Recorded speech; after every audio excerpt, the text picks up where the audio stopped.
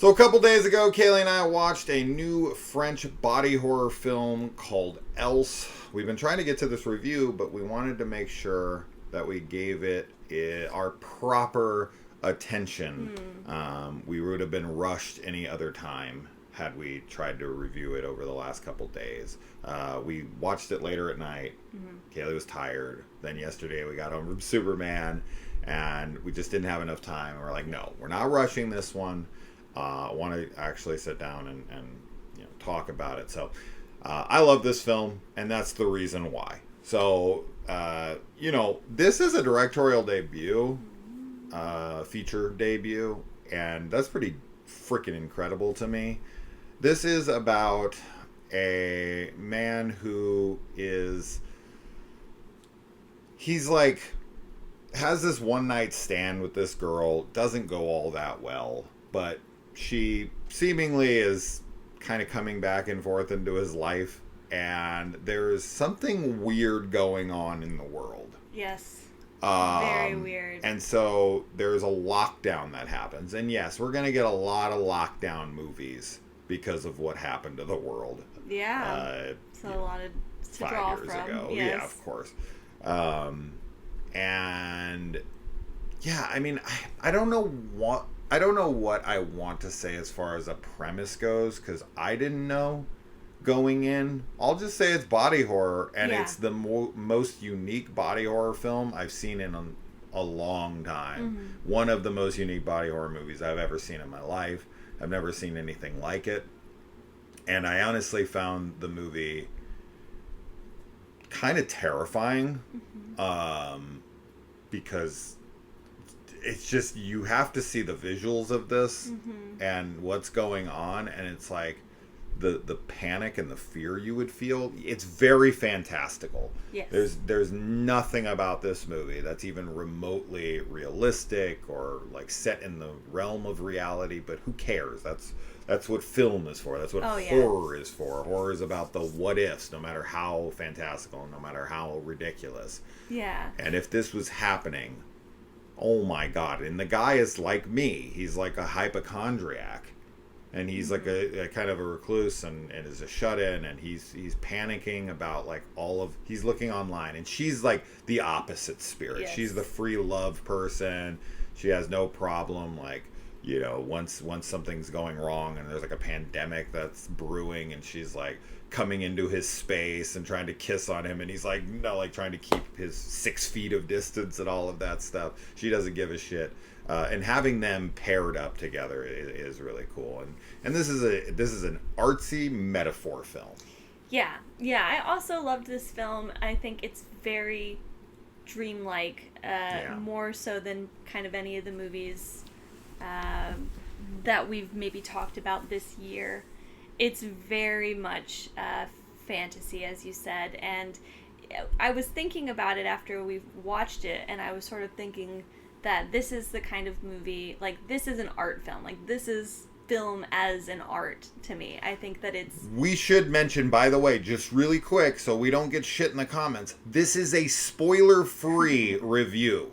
Okay, we are not here to discuss the plot. So when you bash us for not knowing what we're talking about, we're not talking about the plot. Yeah, we're not going to break down. I think that there's so much that the film has to say. I think you could definitely, and I'm sure that there will at some point be, some type of video essay talking about all of the themes and metaphors and motifs and whatnot throughout the movie. I wouldn't even attempt a spoiler discussion on this without watching it again, taking vigorous notes, and really thinking through it, because there is a lot this film is trying to say. But I can say that I loved the visuals, I loved the vibe. I think that it's really romantic and also horrifying. There's a lot of different mixed emotions that the film is able to convey very, very well. And the feeling that I had when the movie was over was also something that I really appreciated, and is very interesting because it made me think about a lot of things that were happening in the film, and sort of what the characters were going through emotionally, and just thinking about those emotions myself and relating them to the world, I guess. Yeah. But is just a beautiful film. It's very... There's an apartment in this at one point that is kind of the prettiest apartment I think I've ever seen. Just gorgeous. Very surreal. There's a lot of surrealism in this. A lot of just strange imagery. Scary imagery. And also, this film very heavily gave me David Lynch vibes at times. There was a lot of moments where I was like, I feel like David Lynch would love this movie. I feel like he would be so into this. And I say that David Cronenberg. With David Cronenberg, yeah. And I say that with, as a huge compliment to the film. It's not David Lynch. It's not, like a copycat of David Lynch or David Cronenberg or anything like that, but it just had those kinds of elements to me. No, it's not the Blue Rose. Yeah, it's not that. Yeah, right. Really, really, really cool. Very cool film. Great performances from everybody. Terrifying concept. The body horror is, as you said, probably one of the most unique types of body horror films that we've watched. And yeah. This is the type of movie that, regular casual audiences would watch and think was so stupid. I was laughing after it finished, just thinking about... We always talk about my father. We love his dad. He's the stand-in for, the normie, yes. everyday, average Joe Blow viewer. Yeah. That's like, what is this bizarro shit? He wants... would not find this even remotely interesting or remotely scary in any way. He would see this as bizarre and stupid. There is a story happening, but... for people that want a very, start, beginning, middle, and end, cut and dry, character goes from point A to point B to point C, accomplishes these things, trials, tribulations, whatever, conclusion. That's not really how the film goes. There is a conclusion. No. There is a middle. There is a beginning. There is all these things. This is a fucking nightmare on film. It is so much like a dream. And that is always one of the things to me, and this is one of the reasons why I love David Lynch's work so much, is that I find when filmmakers are able to capture what it feels like to be in a dream or a nightmare, I truly think that is, one of the biggest talents in shows of just talent. Just it's crazy for me to see people be able to accomplish that. I think it's really amazing. So no, I agree. I think that it's very hard to accomplish. I always bring up the movie Possum as kind of the perfect example of a legitimate nightmare put on screen, or that movie The Evil Within, which no one ever talks about. Those types of films, I love that shit. Now, this is more artsy than those films, and there's somewhat of a plot going on in this one, as to where with Possum, it's just kind of nightmare imagery.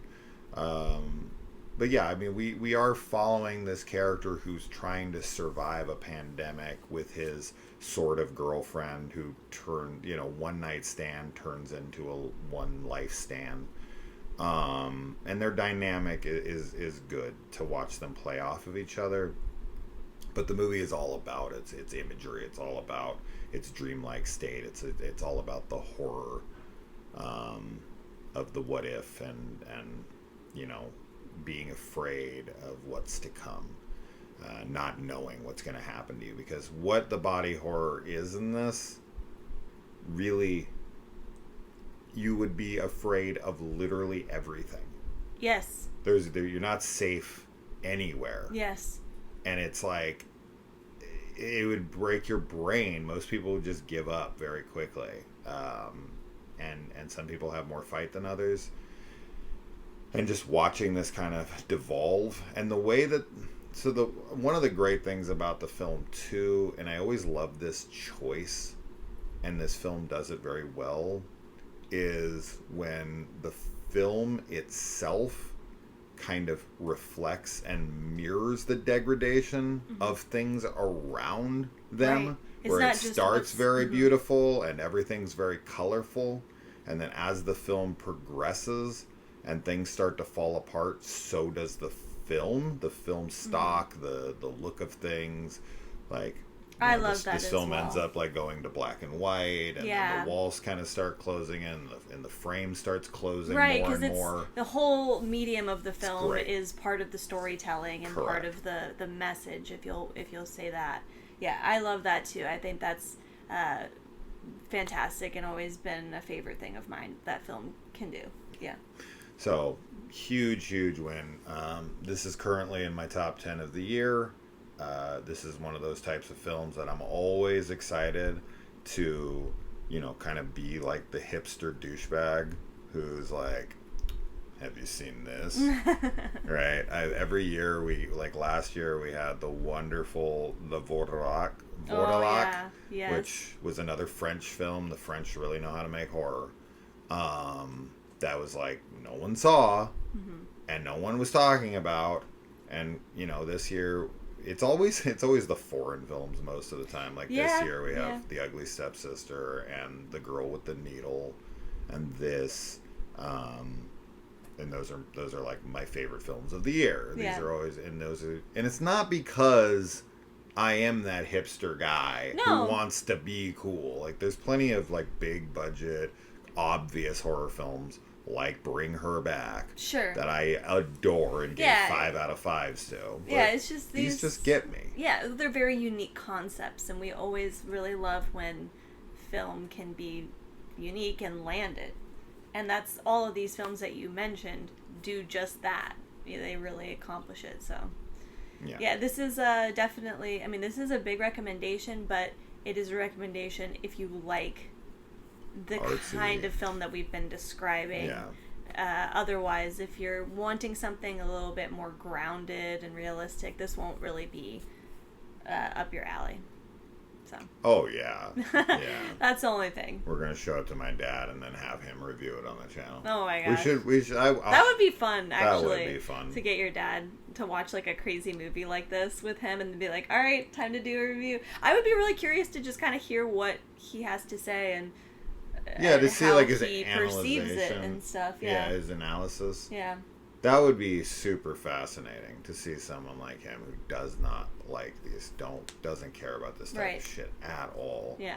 And be like, well, what did you get out of the film? It's kind of like, I don't know, it was fucking stupid. It is a little bit pretentious of us, I guess, because this is similar to like, when people go to an art museum or something and you have fine art or postmodern art or whatever that's kind of out there, weird, and to some like people that are in the art community, in the art realm, they know how to appreciate it differently, maybe. I don't know, man.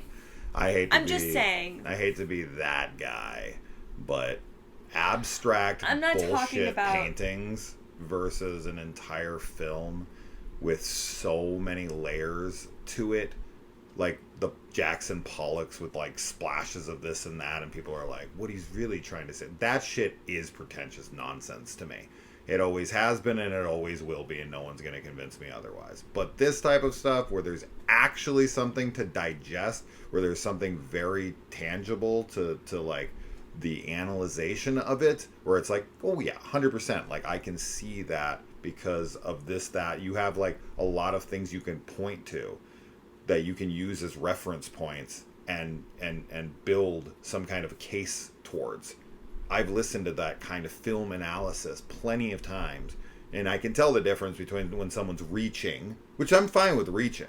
So I'm defending my position. All I'm saying is that there is some similarity, because with people that want the straightforward, typical story being told, that's fine. This type of film, surrealist film, an art film, even though you and I and other people can sit there and say, yes, well, this, and this, like there's symbolism here and this there, to other people, they might be like, I don't know what you're talking about. I don't know those symbols. I don't know what that means. Whereas, with something like a Jackson Pollock, and I'm not a Jackson Pollock fan, but like if you were trained in color theory or something, or you know what I mean? There's emotions behind the color, there's emotions behind the movement, that type of thing. That's fine. That they might be able to say, well, I know this, and this, and can appreciate it for this reason, whereas you looking at it is like, that's a child splattering paint on a screen.